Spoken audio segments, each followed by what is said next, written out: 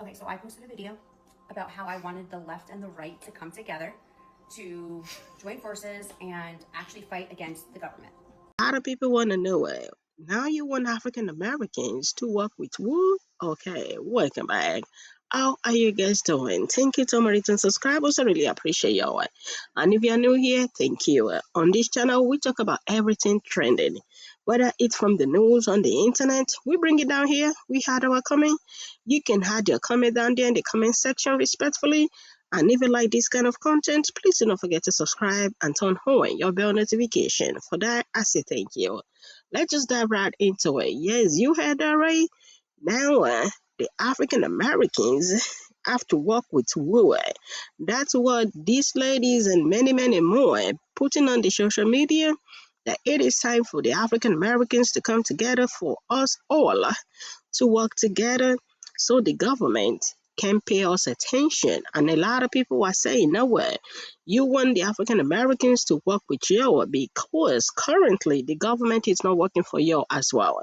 How do you guys feel about this? Go down in the comment section, add your comment. Let's go see it and listen to how people are reacting.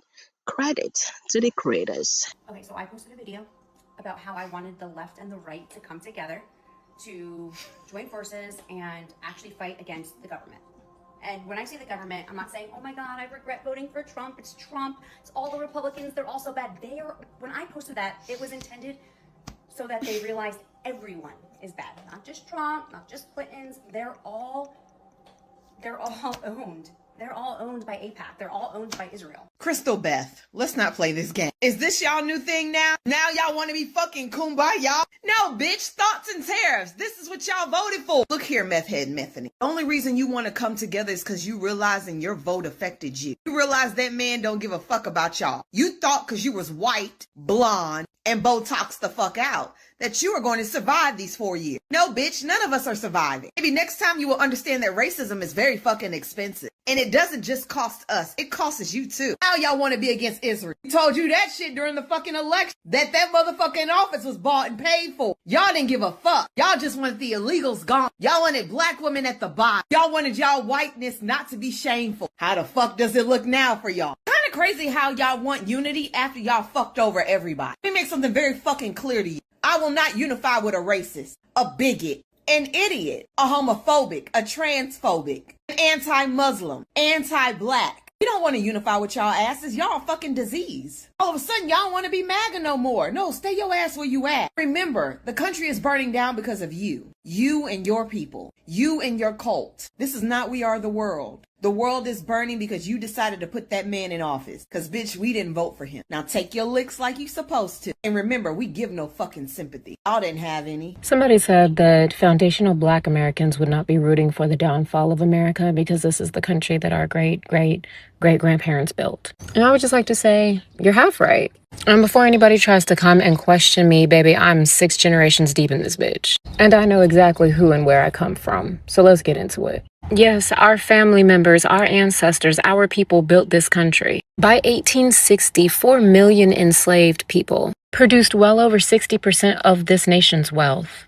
Enslaved Africans and enslaved African Americans literally and figuratively built this nation. That includes the U.S. Capitol and the White House. If you would like to, you can read more about that at the Smithsonian National Museum of African American Culture. Please understand that slavery created the startup capital for the U.S. economy's rise. And that capital accumulated under slavery continues to grow exponentially because of compound interest. It accrues today to the white heirs of the estates built by slave labor. And the heirs of the black laborers who toiled for free have been excluded by law from their rightful inheritance. So yeah, our ancestors built this country, without a doubt.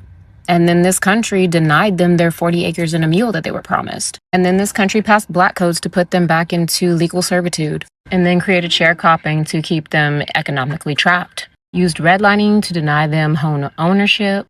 Used the GI Bill to build white generational wealth while denying black veterans. And today, without intervention, it would take 228 years for the average Black American family to build the same wealth as their white counterparts. 228 years. According to the NAACP. So when I look at this country, I don't see a country that was built for us. I see a corporation that was built by us, owned by someone else that has never once paid its debt. A corporation that quite literally needs an underclass to function. Did you know that Black Americans hold 2% of the nation's wealth? Less than 2%, according to Berkeley Economic Review. And that's not by accident. That is a feature of this nation, of this corporation. So will the fall of America hurt Black and brown communities first? Yes, of course. It always does. Every economic crisis in American history, Black and brown communities see it and feel it first. The 2008 housing crisis, Black families, Black American families felt it first, losing 53% of the wealth. COVID, Black Americans died at twice the rate. Every recession, every inflation spike, every single crisis, same story. So in that respect, I understand why some people are saying don't root for the fall of America. But here's my question. What exactly are we protecting? A system that was designed with our subjugation built into the infrastructure? A corporation that used our ancestors as startup capital? Still ain't paid that debt?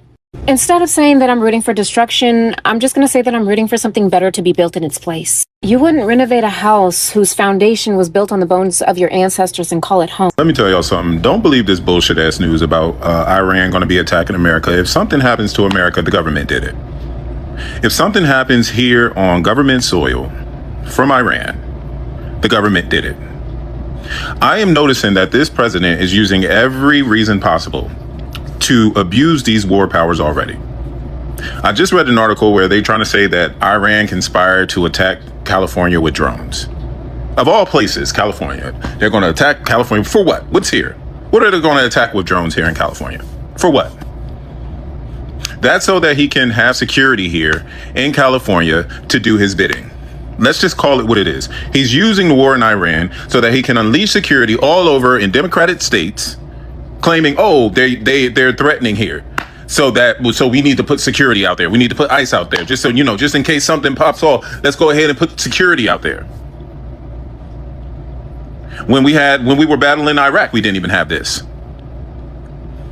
I knew. And the funny thing about this is Iran's not worried about the United States attacking civilians. They told you who they want. They said it out loud. They're not worried about attacking civilians. They are very political in their movements. They have reasons. They do things with thoughts. They're not like the United States just going over there just doing anything. That's not Iran. Y'all think that they just some, little low down. You know how these people think. They think that they just some little dust, rag wearing this and that. Just like they underestimate black folks. Anybody of color, they're never smart. They're these imbeciles. They never think that they're smart. They went over there to Iran. They underestimated Iran. Iran started pummeling Israel. You better be lucky that Israel is the part of the United States. You better be lucky that they control this big piece of land. You better be lucky because they talk a lot of shit over there in the Middle East and they don't play that shit. Now we're going to lose this war and we're going to lose it badly because first of all, there's nothing Trump can do over there. Nothing. Absolutely nothing. He's going to try to take over the Strait of Hormuz. Russia and China is not going to have that happen. You already know he's in Putin's pocket. So he's not going to do this. This is all spectacle. This is theater. This is so he can use war powers to do his bidding for 2026 midterms and to keep people's mind off the Epstein files. This is going to give him more power so he can abuse it, so he can spend as much money as he wants, or his people that's around him can spend as much money as they want, so we can go down the drain in the deficit. Nothing's going to change, y'all. He's telling you that oil price is going. He don't got no power with no goddamn oil. They don't have, this is a global industry. Like oil is a global industry. It's based on what the people said it as. The president don't got no power over that, and he knows he ain't got no power over that. But he can tell his people this because they think so. They think, oh, well, he can tell them, oh, yeah, it's going to end in a couple weeks.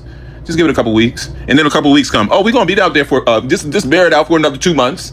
2 months. And then 2 months go by. Oh, well, we're going to get there by the end of the year. Just give it to the end of the year. Then the end of the year get here. Well, we'll probably be there for another year because we got this. This is what administrations do. They keep tagging you along, but we're spending over $1 billion a day over there in Iran. But we don't got money for healthcare. We don't got money for schooling. We don't got money for special needs, trans, HIV, you name it, anything for the people. We don't have money. But guess who's paying for this war in Iran? Guess who's paying for it? So basically, you're allowing the American population to die because you refuse to sign any policies for the people because you're afraid black and brown people might benefit from it. So you're not going to sign anything. You want to implement a SAVE Act so that you can stay in power and not be accountable to the Epstein files that you happen to be in. You have victims here that you abused. Victims here who have said your name out loud, who have put in detail what he has done to them.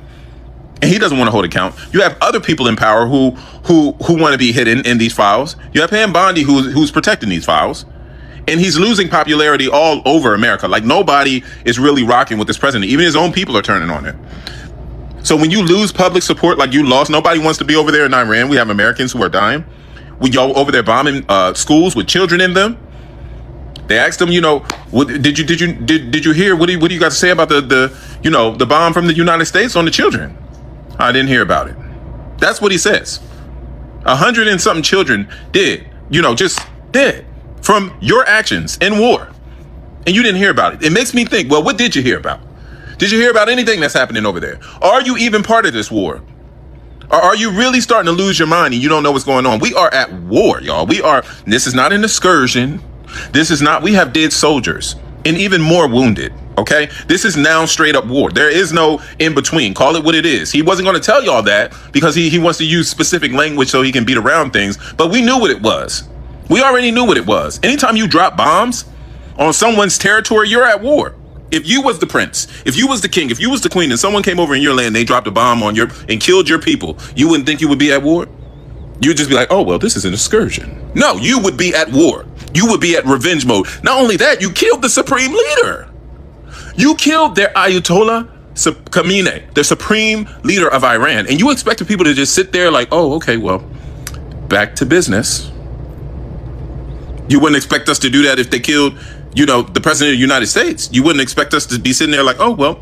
I don't understand about the whole blacks with Iran, black Americans with Iran.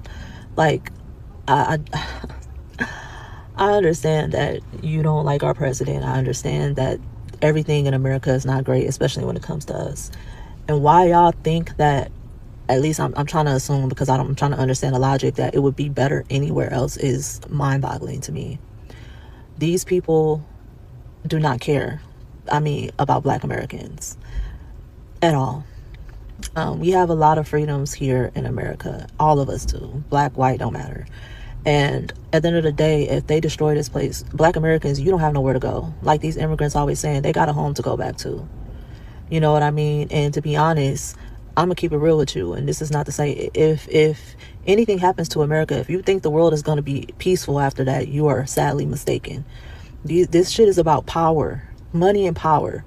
And all these countries who have a big guy who sits at top of it, they all care about that. I don't care, America, China, Russia, it doesn't matter. All that's going to do is have somebody else in power. And then they, I promise you, will adopt the same thing. It will probably be, as if you can imagine, 100 times worse than what we're dealing with right now. Because you won't have the freedom to say what you want to say. You won't have a lot of things that we take for granted as Americans. And I'm not saying you got to kiss America. Again, I ain't saying you got to, but this notion that, spare us, how they going to spare you? Baby, you're in the country right along with everybody else. Where are you going to go? These countries do not show they colored people. They do not like you like that. I don't know, which I don't understand. We don't have, especially black Americans, we don't have any friends. This is all we got, whether we like it or not. Once you understand how this power play and stuff and how these countries really run, all of them. It's not just America. I understand America done a lot of atrocities. I get it, but I'm telling you, it is all of them. All these countries want to be America. Despite all the bad stuff that America's done, you should know that with all the bad stuff that y'all hear that constantly come out all the time. You should have an understanding of this, that they don't go by morals. They don't go by right and wrong. You think you would know this by now, but y'all act so dense. Y'all better get it together.